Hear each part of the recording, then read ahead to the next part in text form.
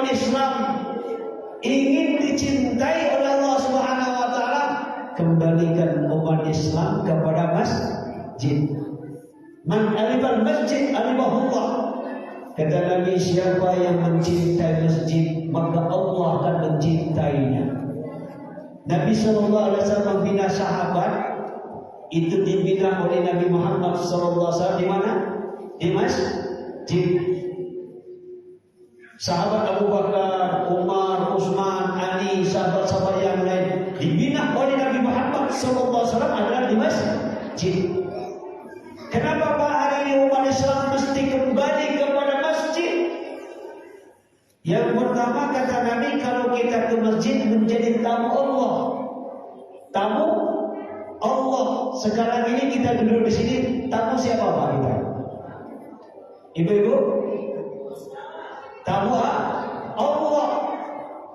Coba kalau Pak Imam, Pak Ketua, kalau kedatangan tamu, bagaimana perasaannya?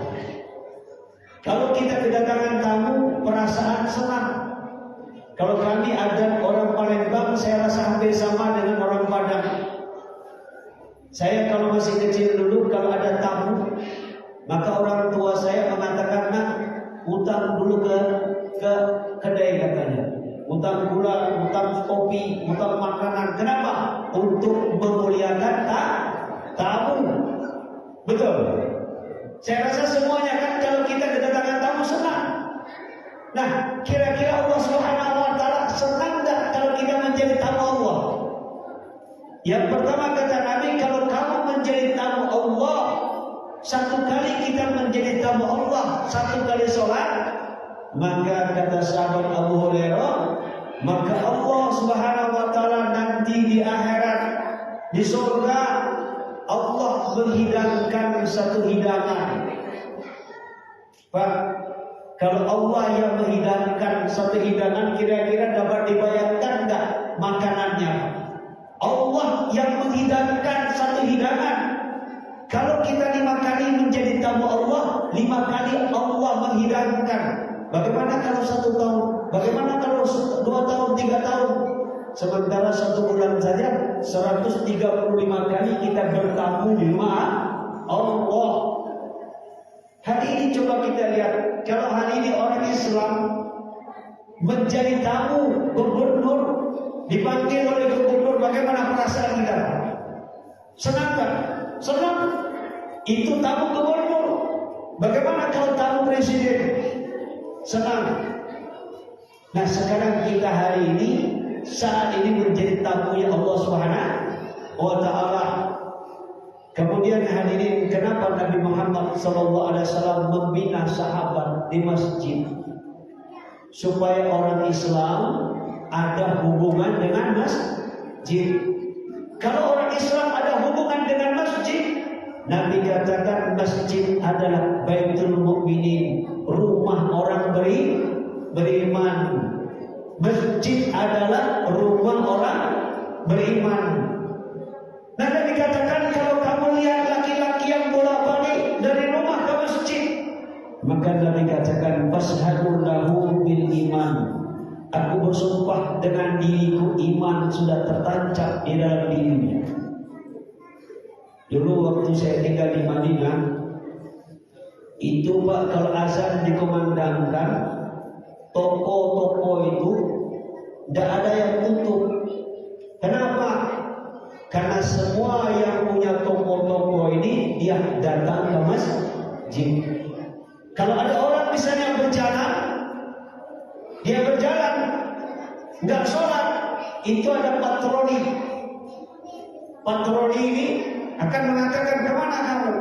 Kalau dia tidak alasan mau ke masjid, maka dia akan ditangkap, diambil di bawahnya, KTP-nya diambil. Itu KTP diambil, Pak. Nah, itu kalau di Madinah. Coba, tidak ada yang maling Pak ketika sholat, azan dikumandangkan, semua ke masjid. Pantas kalau kota Madinah mendapatkan keberkahan, Pak. Ya, sama dengan kita ini. Kalau hari ini orang Islam ingin ditolong oleh Allah Subhanahu wa taala, sementara dia meninggalkan masjid, masjid, tidak mungkin Pak ditolong oleh Allah. Kenapa? Karena Allah janjikan kalau dia beriman kepada Allah, hatinya terpaut dengan masjid, janji Allah Subhanahu wa taala, inna lanansuru rusulana walladzina amanu fil hayatid dunya wa yawma yaqumul ashhad.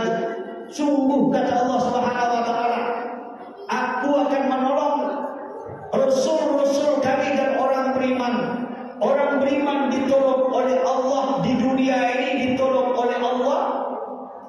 Maka orang beriman ketika sakaratul maut, mau mati ke orang beriman, kata Nabi, orang beriman ketika dia mati, maka malaikat akan mengatakan, alla takhafu wa la tahzanu, jangan takut, jangan bersedih. Kata Jibril alaihissalam, wa abshiru bil jannati allati kuntum tu'adun. Hei fulan, lihatlah sayap kanan saya ini. Orang beriman sebelum mati Pak melihat pemandangan yang sangat indah, yakni surganya Allah Subhanahu wa taala. Kata Nabi, orang beriman ini unik.